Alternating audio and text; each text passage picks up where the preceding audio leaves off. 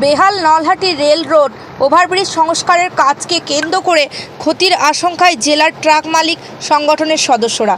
প্রশাসনের তরফে জানা গিয়েছে চলতি মাসের 10 তারিখ থেকে ওভারব্রিজ সংস্কারের কাজ শুরু হবে। তার জন্য একটানা প্রায় 10 দিন ওই পথে যান চলাচলের নিষেধাজ্ঞা জারি করা হয়েছে। ঘটনায় সিঁদুরে মেঘ দেখেছেন Birbhum truck and tipper operators welfare অ্যাসোসিয়েশনের সদস্যরা।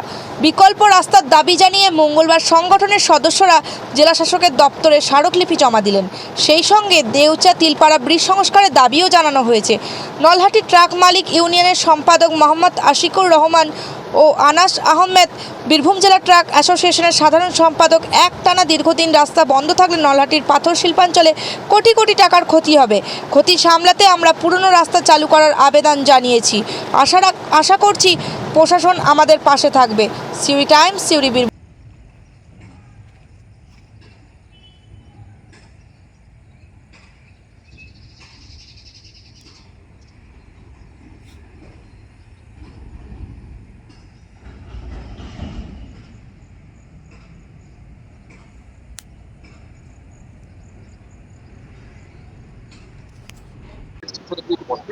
অ্যাকচুয়ালি আজকে আমরা ডিএম সাহেবের কাছে এসেছিলাম। নলহাটি যে আমাদের ইন্ডাস্ট্রি, বীরভূম জেলায় টোটাল 8টা ইন্ডাস্ট্রি পয়েন্ট আছে, তার মধ্যে নলহাটি পাথর শিল্প যে ইন্ডাস্ট্রি, সেখানে প্রবেশ করার জন্য রেলওয়ে গেটের একটা আরবি একটা রেলওয়ে ওভারব্রিজ ওখানে আছে। সেই রেলওয়ে ওভারব্রিজের বর্তমান কন্ডিশন খুব খারাপ। সেটা মেরামতের জন্য একটা প্রাইভেট সংস্থা চুক্তি পায় এবং প্রাইভেট সংস্থা এবং লোকাল প্রশাসন দিয়ে কথা হয়, তারা নাকি আগামী 10 তারিখ থেকে 20 তারিখ অবধি কাজ করতে চাইছে।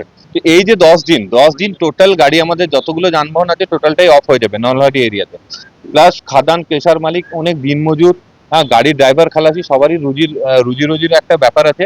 তো আমরা চাইছি যে এই 10 দিন কাজ হোক। আমরা চাই রেলওয়ে যে ওভারব্রিজ তার মেরামতেরও প্রয়োজন আছে, কাজ হোক, কিন্তু আমরা চাই যে বিকল্প রাস্তা একটা, যেটা বিগত দিনে ছিল রেলওয়ে ফাটকের মাধ্যমে, যেটা ওভারব্রিজের ঠিক নিচে দিয়ে যে রাস্তাটা ছিল, যেন সেই ফাটকটি এই যতদিন কাজকর্ম চলবে মেরামতের জন্য ততদিনের জন্য খুলে দেওয়া হোক, যাতে আমাদের গাড়িগুলো কিন্তু বন্ধ না হয়।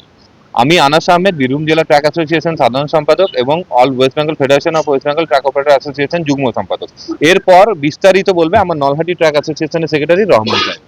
ডেপুটেশন জমা দিলেন, কি কারণে দিলেন এবং কি সমস্যা হয়েছে?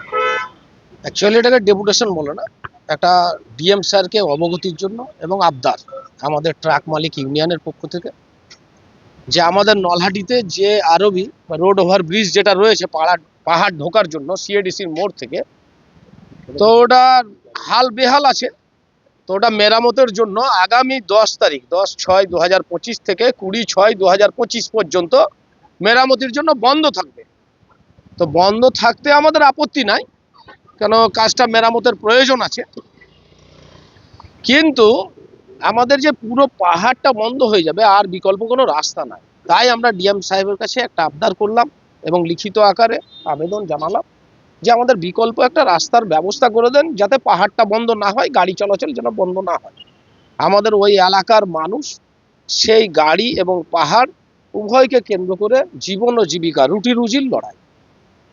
এই 10 দিন বলে কথা নাই, এই 10 দিনে আনুমানিক প্রায় গাড়ির মালিক ও পাহাড় ও ক্র্যাশার মালিক সব মিলিয়ে এবং লেবার শ্রমিক সব যদি ক্যালকুলেট করা যায়, আমরা আনুমানিক বলছি প্রায় 60 থেকে 80 কোটি টাকা লস হবে। যদি গভর্নমেন্ট আধিকারিকরা ক্যালকুলেটর মারে, তারা আরো নিখুঁত বলতে পারবে, আমরা আনুমানিক বলছি। তো একটা রেলওয়ে ওভারব্রিজ, সেটা মেরামতির দরকার আছে, হয়তো আনুমানিক 1 কোটি টাকা কি 2 কোটি টাকার কাজ। তো আমাদের আবদার যে এই 2 কোটি টাকার কাজের জন্য 80 কোটি টাকা লস করে, এটা ঠিক না। একটা বিকল্প রাস্তা চালু থাকুক এবং মেরামতটা হোক।